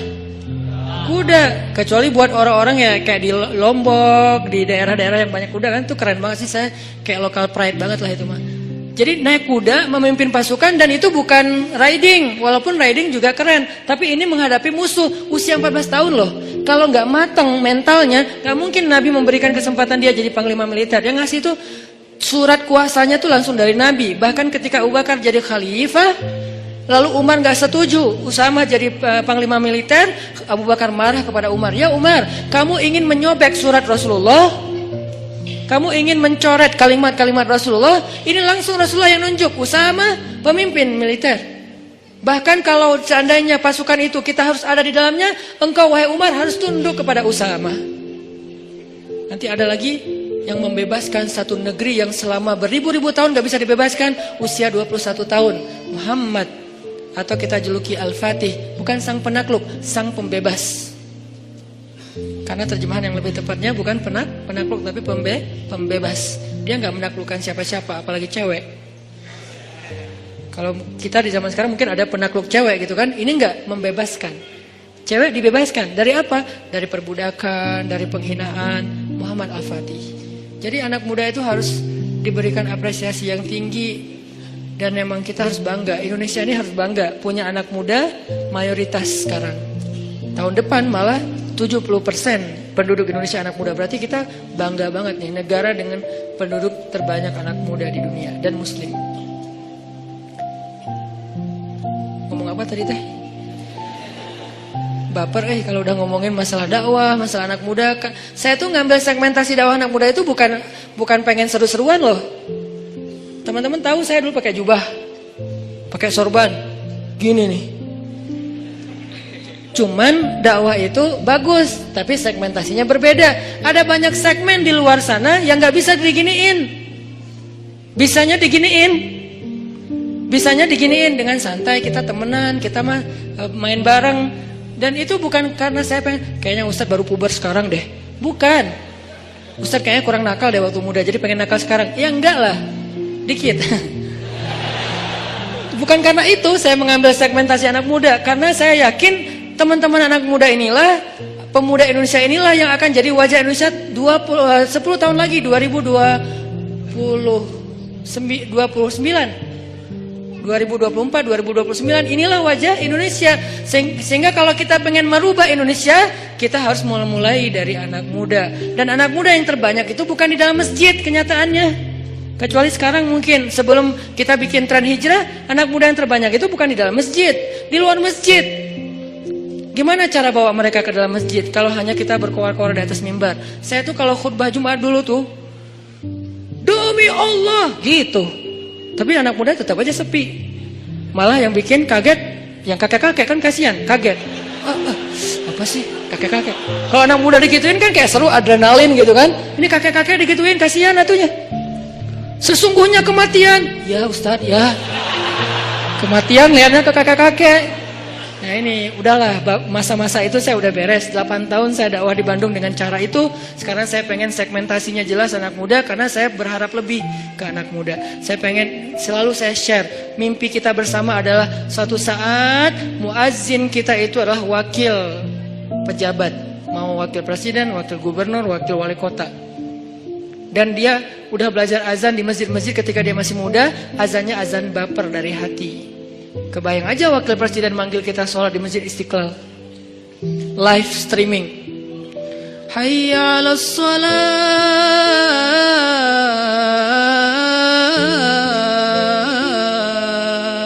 Siapa itu? Pak Wakil Presiden. Wah kan semangat ya se-Indonesia sholat berjamaah subuh ya. As-salatu khairum minan naum. Wakil Presiden bilang sholat lebih baik daripada tidur. Kan keren tuh. Datang anak muda berbondong-bondong ke masjid karena diazanin sama Wakil Presiden. Wibawa banget tuh, izzah. Begitu masuk qamat nih, Allahu Akbar, Allahu Akbar, asyhadu an la ilaha illallah. Wakil Presiden, istawu sufufakum. Siapa? Presiden. Wah keren ya. Allahu Akbar. Presidennya gagah, dia izzah kepada musuh-musuh Allah, tapi ruhama ubainahum. Jangan di sini dia bersikap keras. Masa kepada sesama kaum muslimin dia sifatnya asyidda? Kebalik atau ayatnya? Bukankah ayatnya asyidda wal kufar ruhama ubainahum? Ruhama, bahasa ruhama itu apa? Komennya ruhama, angger. Komennya ruhama, ngomongnya ruhama, di grup broadcastnya ruhama, kalau ketemu kaum muslimin itu ruhama. Kepada manusia rahmatan lil alamin, kepada kufar, siapa kufar? Orang yang memerangi mereka. musuh-musuh yang zalim, seperti orang misalnya Israel yang menjajah Palestina, atau orang-orang zalim yang menyakiti kaum muslimin di Suriah, di Yaman, di Irak, di Rohingya. Itu asyidda. Jadi nggak ada salaman sama mereka, pelukan, senyum-senyum, asyidda sama mereka.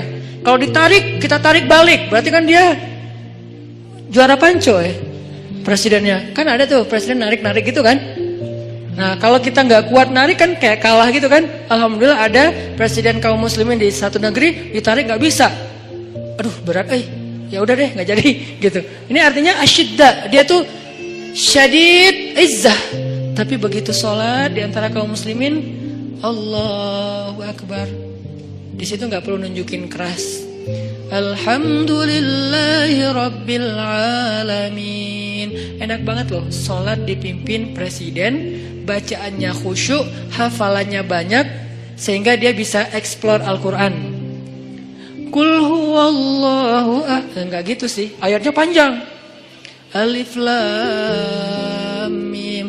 Gua mah rela Al-Baqarah satu surat kalau presiden, gitu kan ya?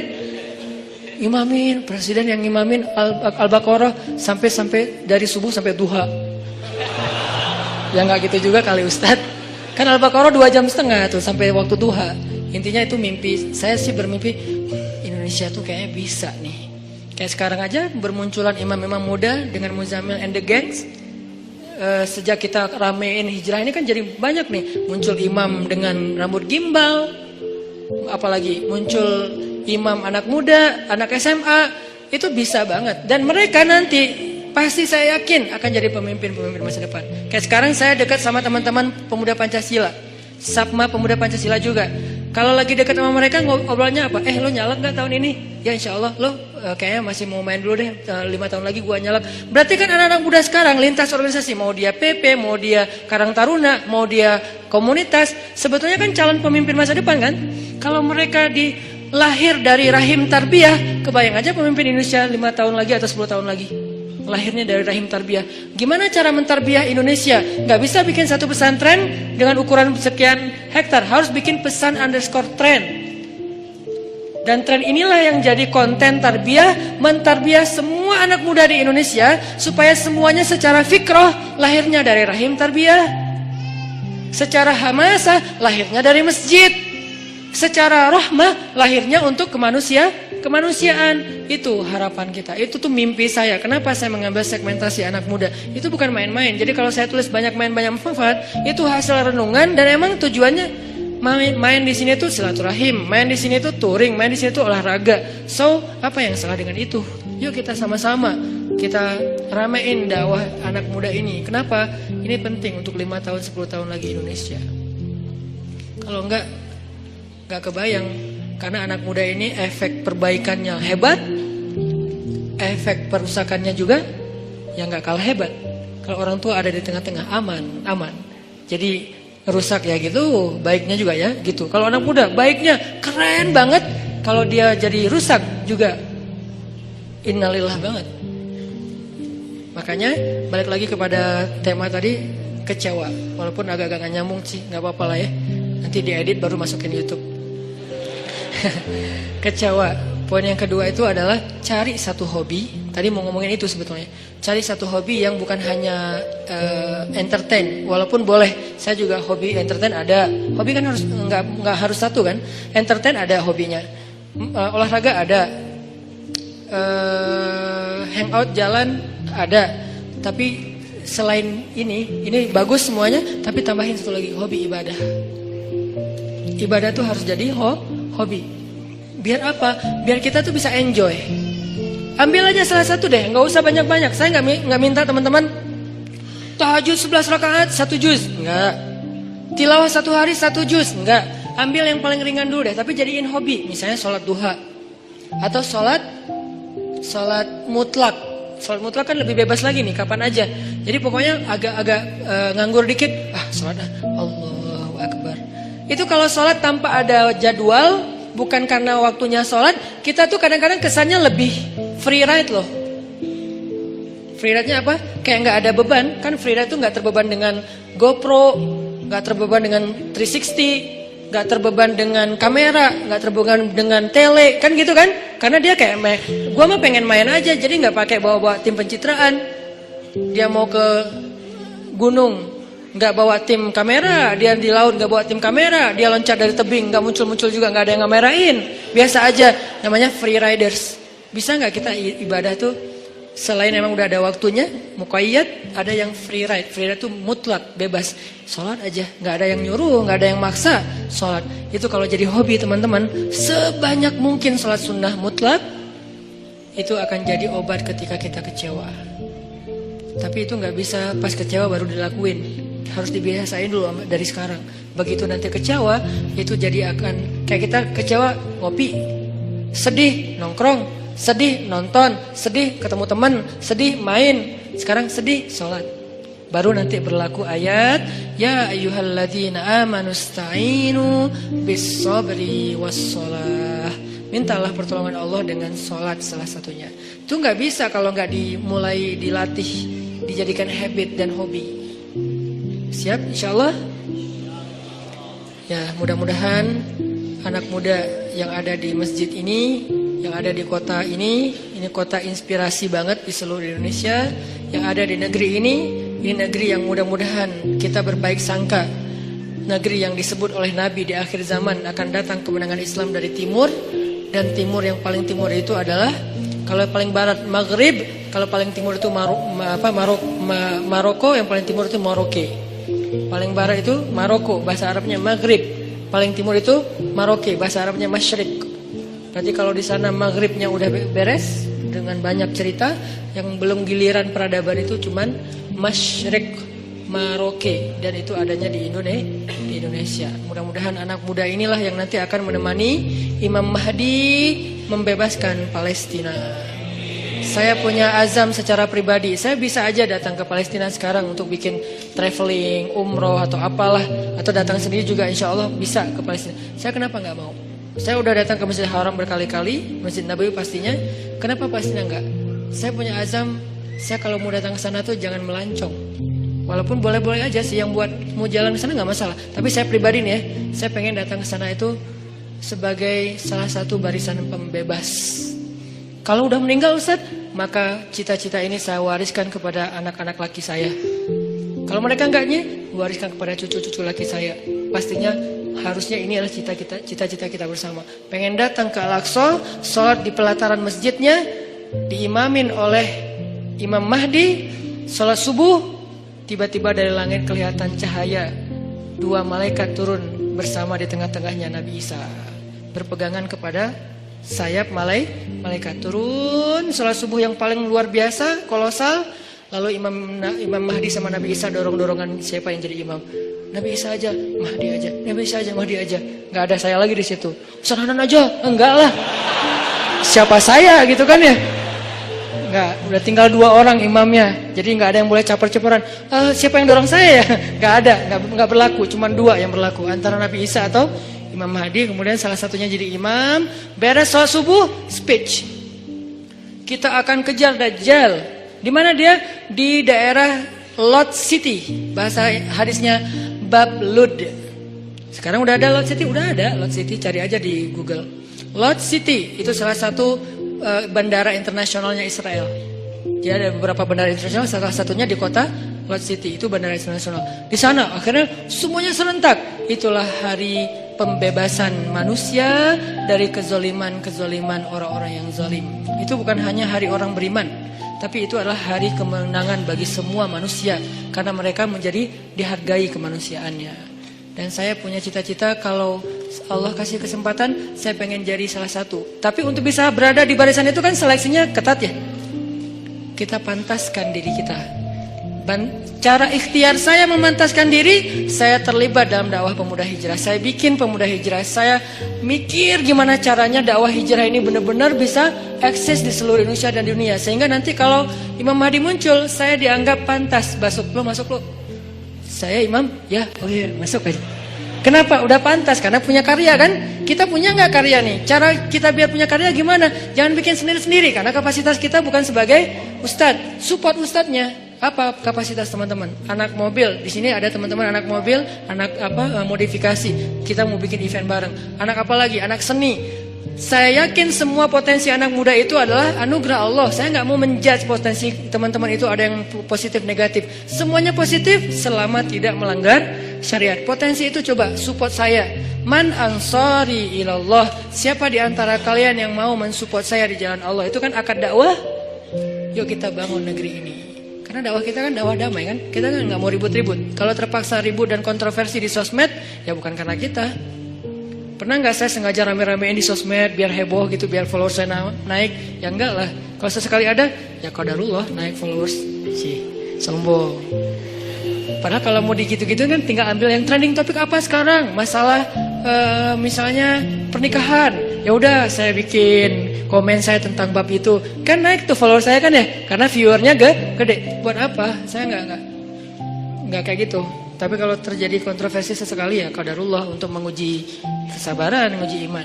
Intinya teman-teman, yuk sama-sama kita jadikan Indonesia ini benar-benar kiblat peradaban. Kalau kiblat sholat nggak boleh, kiblat sholat tetap Mekah. Kiblat peradaban yang dimulai dari anak muda. Dan itu mungkin banget dari Bandung. Kenapa? Bandung punya sejarah. Tinggal kita mengulangi sejarah itu. Apa yang pernah terjadi akan terjadi lagi. Tidak ada yang baru di bawah matahari. Kata siapa Ustaz? Lupa, saya cari aja di Google. Mudah-mudahan bermanfaat.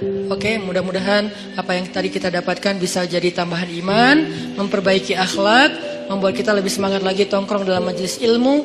Dan saya titip satu hal, anak muda ayo bangkit. Bangkit bersama, bangkit dengan bersatu. Jangan sampai urusan politik 2019 April memecah belahkan anak muda. Nggak boleh. Kita boleh beda pilihan, tapi kita nggak boleh saling mencela dan berpecah belah. A'udzu billahi minasyaitonir rajim.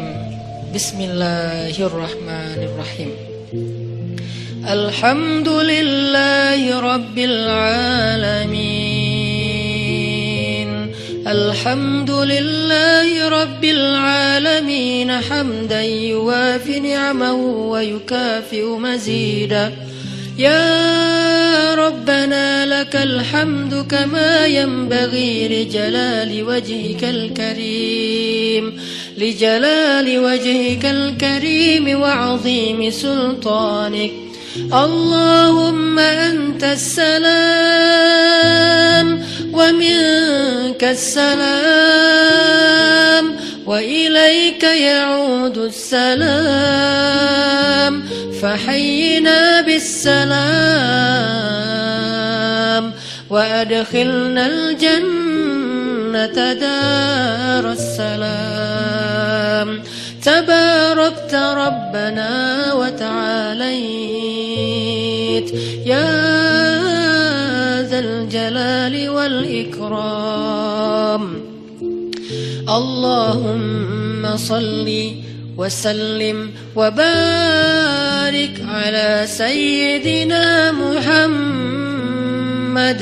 وعلى آله وصحبه أجمعين.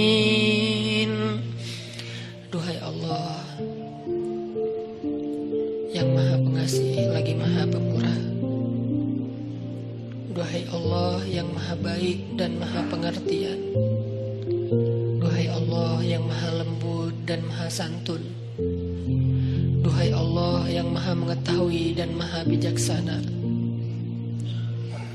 Inilah kami hamba-hambamu ya Allah. Datang ke sini untuk berpasrah kepadamu ya Allah. Kami serahkan pikiran kami untuk Engkau tuntun kepada ilmu yang benar. Kami serahkan lisan kami agar bisa bertutur dan berzikir dengan nama-Namamu yang mulia. Kami serahkan telinga kami agar mampu mendengar ayat-ayat dan hikmah-hikmah tentang kebesaran-Mu. Kami serahkan tangan kami agar mampu bermanfaat dan memberi sesuatu yang bisa menyelesaikan urusan hamba-hamba-Mu. Kami serahkan kaki kami agar mampu melangkah berjalan menuju rumah-Mu dan tempat-tempat yang Engkau ridhoi. Kami serahkan hati kami ya Allah, agar hanya yakin kepadamu, agar Engkau penuhi hati itu dengan cinta terhadap akhirat melebihi terhadap dunia, agar Engkau jadikan hati itu bergetar ketika namamu disebutkan, agar hati itu merasa menyesal terhadap dosa-dosa di masa lalu, agar hati itu dipenuhi dengan iman. Kami serahkan hidup kami, agar Engkau tuntun kepada takdir-takdir baik yang Engkau putuskan untuk kami. Kami percaya ya Allah, Engkau tidak pernah menginginkan keburukan untuk hamba-Mu. Engkau tidak pernah sengaja memberikan musibah kepada hamba-Mu.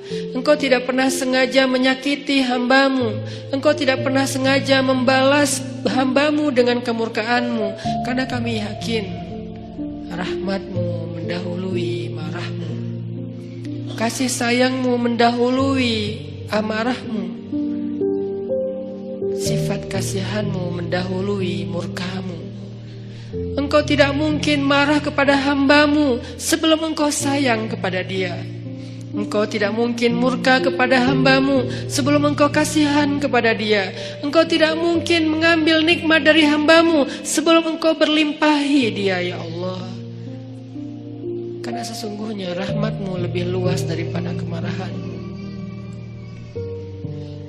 Kami berserah kepadamu ya Allah.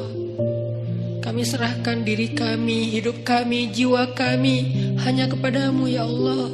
Tuntun kami ke arah yang Engkau kehendaki. Kami pasrah, kami ikut ya Allah. Karena kami yakin Engkau tidak mengarahkan dan menuntun hamba-Mu kecuali kepada kebaikan di dunia dan akhirat bagi kami. Kami pasrah ya Allah terhadap keputusan-keputusan-Mu tentang sekolah kami, tentang kuliah kami, tentang pekerjaan kami, tentang usaha kami, tentang pertemanan kami, tentang perasaan cinta kami, tentang hubungan kami dengan seseorang yang istimewa bagi kami, tentang keluarga kami, tentang segala sesuatu tentang kami pasrah kepadamu. Tuntun kemanapun Engkau kehendaki ya Allah, karena kami yakin semuanya baik. Tidak ada yang datang darimu kecuali kebaikan ya Allah. Inilah kami hamba-hamba-Mu, datang belajar di sini untuk bisa benar-benar istislam dan tawakal kepadamu. Benar-benar menjadi hamba yang inna salati wa nusuki wa mahyaya wa mamati lillah. Benar-benar ingin belajar iyyaka na'budu wa iyyaka nasta'in. Benar-benar ingin belajar menjadi hamba yang wa ma khalaqtul jinna wal insa illa liya'budun. Bimbing kami ya Allah agar kami bisa menjadi seperti itu. Jangan biarkan ada satu detik dalam hidup kami yang yang berjalan tanpa ada nama-Mu. Jangan biarkan satu detik pun dalam hidup kami, dalam waktu kami habiskan bukan karena-Mu. Jangan biarkan sejengkal tanah kami berjalan kecuali berjalan ke arah-Mu. Jangan biarkan satu pun ide yang kami pikirkan kecuali tentang kebesaran-Mu. Jangan biarkan satu rasa kami rasakan di dalam dada kecuali kagum kepadamu. Tuntun kami ya Allah, ajarkan kami ya Allah. Kami sudah pasrah, kami lelah dengan hidup pilihan kami sendiri selama ini ya Allah. Selama ini kami memilih adegan hidup kami, arah hidup kami sendiri. Kami tidak mau tahu tentang arahan darimu. Kami tidak mau membaca ayat-Mu. Kami tidak mau mendengar nasihat dari orang-orang yang berdakwah di jalan-Mu. Kami tidak mau membaca hadis-hadis Nabi-Mu. Kami tidak mau tahu tentang-Mu ya Allah. Kami pilih hidup dengan pilihan kami sendiri, seolah-olah kami lebih tahu daripada Engkau. Seolah-olah kami lebih mengerti yang mana baik dan mana buruk untuk diri kami daripada Engkau. Seolah-olah kami tahu segalanya ya Allah. Kami pilih pilihan hidup. Kami tentukan sendiri segalanya. Kami percaya tanpa-Mu kami bisa, sehingga kami jarang bahkan hampir tidak pernah berdoa. Tapi pada akhirnya kami sadar pilihan itu membawa kami kepada kecelakaan. Pilihan itulah yang menuntun kami kepada dosa-dosa, yang dengan dosa-dosa itu tertutup hati kami, yang dengan dosa-dosa itu membuat kami jauh darimu, yang dengan dosa-dosa itu kami kehilangan nikmat ibadah dan tidak pernah merasa bahagia.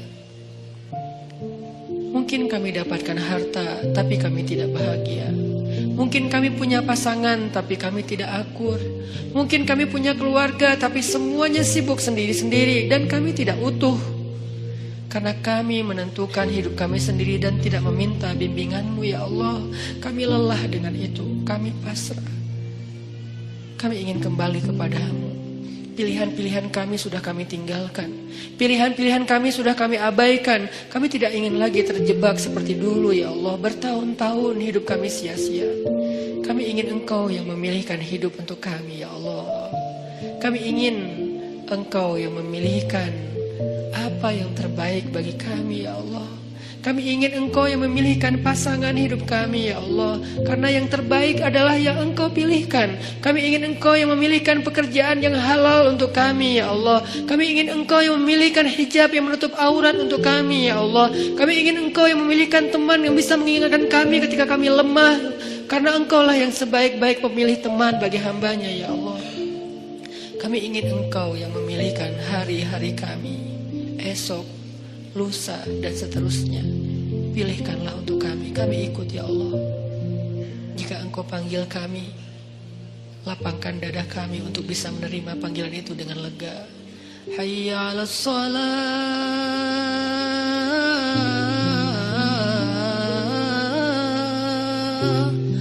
Ya Allah, jangan biarkan kami mendengar suara itu dengan marah. Jangan biarkan kami mendengar suara itu dengan terbeban. Kami ingin merasakan nikmatnya mendengar suara azan. Kami ingin merasakan hati kami bergetar ketika mendengar namamu disebutkan. Kami ingin merasakan panggilan itu adalah panggilan terindah, senandung terindah yang pernah kami dengar. Jangan biarkan ada satupun senandung, irama, lagu apapun yang lebih indah bagi kami daripada suara azan ya Allah. Ya, kami berhibur dengan lagu-lagu. Kami berhibur dengan senandung-senandung manusia. Tapi kami tidak mau senandung itu mengalahkan suara azan. Celaka kami jika kami mengganti suara azan dengan hiburan-hiburan makhluk ya Allah. Itu hanyalah kesenangan sesaat. Tetapi hiburlah kami dengan suara azan dan bacaan Al-Quran. La uqsimu biyaumil qiyamah. Hibur kami dengan ayat itu ya Allah. Fabi ayyi ala'i rabbikuma tukadziban. Hibur kami dengan ayat itu ya Allah. Ya ayyuhalladzina amanu, beri kami kemampuan untuk merasakan panggilan itu ya Allah. Seolah-olah Engkau memanggil kami secara pribadi. Jangan biarkan kami berpikir bahwa panggilan itu bukan untuk kami. Lalu siapa kami jika bukan orang beriman? Kenapa kami ketika dipanggil ya ayyuhalladzina amanu tidak merasa? Ketika dipanggil ya ayyuhal kafirun kami tersinggung. Apakah kami benar-benar kufur kepadamu? Kenapa kami lebih terkesan dengan kalimat ya ayyuhal kafirun daripada ya ayyuhalladzina amanu? Apakah selama ini kami kufur kepadamu ya Allah? Bimbing kami ya Allah. Kami berazam setiap pekan untuk selalu hadir dalam majelis ilmu ini ya Allah. Dan kami berazam perlahan-perlahan kami ingin mendukung dakwah agamamu ya Allah. Kami ingin melihat negeri ini di mana agamamu tegak di dalamnya. Karena tegaknya agamamu adalah tegaknya kemanusiaan. Menangnya agamamu adalah menangnya kemanusiaan. Karena tidak ada kezaliman di dalam agama ini ya Allah.